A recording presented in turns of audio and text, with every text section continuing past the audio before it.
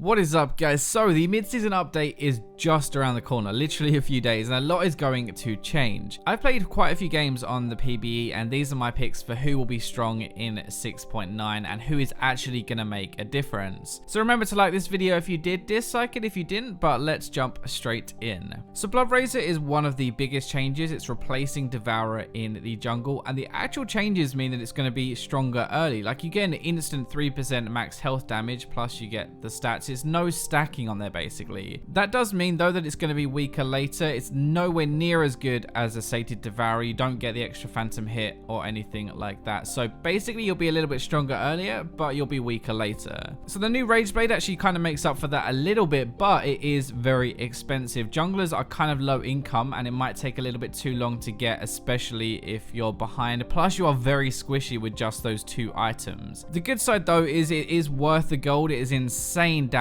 Attack speed junglers this patch are literally off the charts. Kindred is the one who probably benefits the most from BR+RAGEBLADE just because of her passive. You get percentage damage on there anyway. So BR+RAGEBLADE, Rageblade, and Runans is massive AoE percentage damage. You can also ult to stay alive while killing everyone, so you don't necessarily need to be tanky. And overall, Kindred is probably going to be the best jungler, if not just top tier this patch. Master Yi is another one. You have insane attack speed anyway. You can literally just run at people. The one thing is, with Master Yi, you kind of go from 0 to 100 straight away, or that's what you want to do, but Rageblade needs to stack a little bit, so you won't be doing instant loads of damage, but you will be after a few seconds. Xin Zhao, the same thing. You do have attack speed in your kit as well. You have a knockup while you're stacking up Rageblade, and you will be crazy strong. Shyvana's another one that I've seen a lot of on the PB, actually. She already has percentage damage with her E, and she's a little bit different from the others. She's good with a Titanic HYDRA after the Blood Razor. She actually doesn't need the Rageblade part of it. That's the difference between the other one. She can just get the Blood Razor, then go Titanic, which is a bit of damage and a bit of tanky stats, and she's hard to kill, but she kills you really quickly. The other side of this is Blood Razor is actually really good for objective control. That is the other thing. Rift Herald dragons mean more now the buff has been buffed. The ideal here would probably be Blood Razor, offense item, and then just defense items after. You only really need 2 offensive items in this build. So that's kind of the jungle in a nutshell. It will be dominated by Blood Razor junglers for now, but we will see stuff come up that maybe can burst them before they get their ramp up time, like Nidalee maybe. Anyway, so the mages, Malzahar, Vlad, and Veigar are gonna be ban worthy, really, or you're just gonna have to pick early game assassins, maybe some poke to beat them early while they're stacking up. So Malzahar, the big things that have changed: the new passive, really hard to focus now. If you run at him in a team fight, he's gonna have the damage reduction and CC immunity, which is ridiculous. The reworked W, so you have like your voidlings and stuff, they're actually really hard to kill, and they're really annoying. They do a lot of damage. You become a kind of tank destroyer with those minions and your ultimate. It's also amazing at objectives for the same reason. Like, the minions will do a lot of damage as well as your E. Basically, you have an absolute ton of damage. You can build relatively tanky while doing all that damage. Kind of a Rod of Ages into Rylai's is the most popular build on the PB, though he is banned 24/7, so we've only seen him a little bit. So Vladimir is the other one, and it's kind of minor changes, I guess, but the Q, the third Q in a row, does bonus damage and heals for more. It's actually very strong. It's really hard to play around. His E is really overpowered if you learn to use it properly. It now charges up and does so much damage. It actually took the PB a few days to work out, but trust me, it does so much damage now. The dumbest thing is Vlad actually seems to heal for more now with his just generic kit than if he did spec into Spellvamp, which is obviously removed this patch. So he can't get the Spellvamp, but he's healing for that much anyway. Veigar is not one of the big 6, but there are a few really big changes which basically make him really overpowered. The big things is he has a new passive now. It's not useless mana regen. He actually now grants 1 ability power every time an ability of his, a spell, hits a champion. Yes, that adds actually right. Your Q, your W, your E, your ultimate. Every time you hit a champion with a spell, you gain an ability power. It's ridiculous. All his mana costs are down, so he can spam that more, get more AP. Your Q still gives the AP when it kills a minion as well, so you end up in this situation where you just have so much bonus AP so early into the game. Your ultimate now even does more damage. It's not based on their AP anymore. It's kind of like an execute. So this is going to work on anyone. You don't have to target someone with AP anymore. It has an insane 1.5 AP ratio plus 650 base damage at rank 3. That is absolutely ridiculous. So yes, it is kind of an execute, but it's an overkill. You will one-shot anyone when they're low health. So these 3 are going to be strong, but all 3 of them have in common they're low range and they're weak to start the game with. Now because of that, I think actually we might have to watch out for Vel'Koz as well. Not the strongest on paper, but against these champions, poke is OP. You're crazy burst damage as well with more true damage now. Basically the idea of this is you poke from range, they can't heal as easily, they can't blow you up or stun you like with Veigar and Malzahar because you're so far away and damaging them and slowing them and stuff. Also, we might actually see assassins come back after the first few days. Fizz, Talon, Zed. Zhonya's is not as good anymore, it's more defensive, so it hurts more to build it. You won't be doing as much damage. The idea is you would punish the early game and then snowball off. And the PBE was actually played very similar to now. No real control over Dragon, even though it means a lot more. The reason this is important is because people will realize and see how much it does affect the game after a few games, probably after being beaten by those Dragon buffs. So it means there'll be more fights around there. Malzahar, Vlad, Veigar need more time to scale, so they're going to lose out in the early fights to assassins. Now Zyra is another one I want to mention because she is really strong. She's low health but very high damage now. She seems way too OP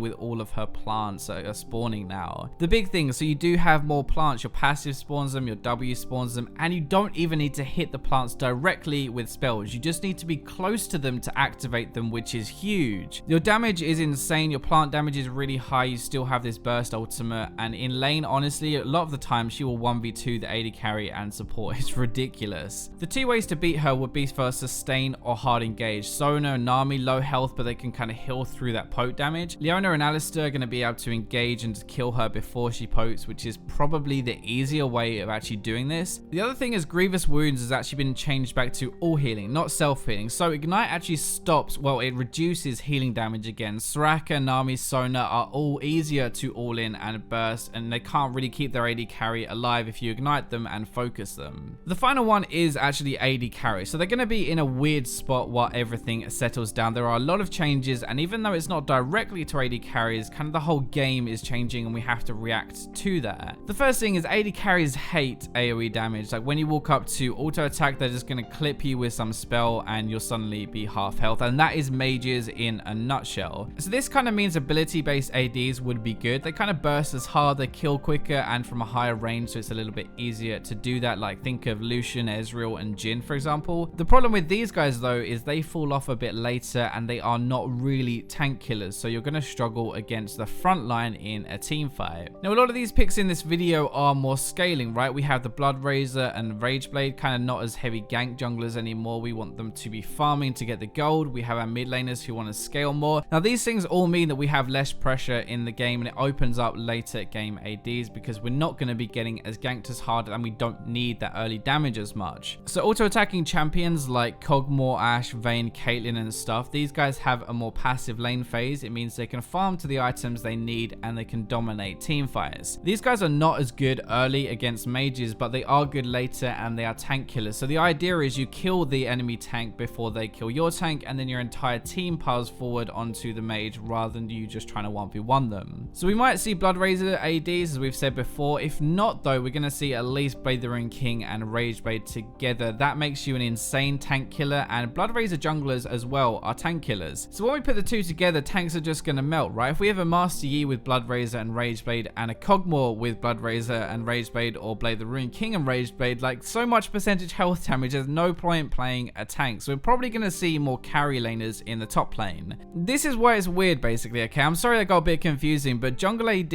are significantly better against tanks. Now we're having more mages played as well, so we might see more assassins and carry laners come back to shut those down again. So I hope you guys enjoyed this video, and this gives you a good insight into what is actually like going to change properly, the major changes into this patch and what champions are going to be good. Remember to like, subscribe, comment, share, but for now, let's go to the robots.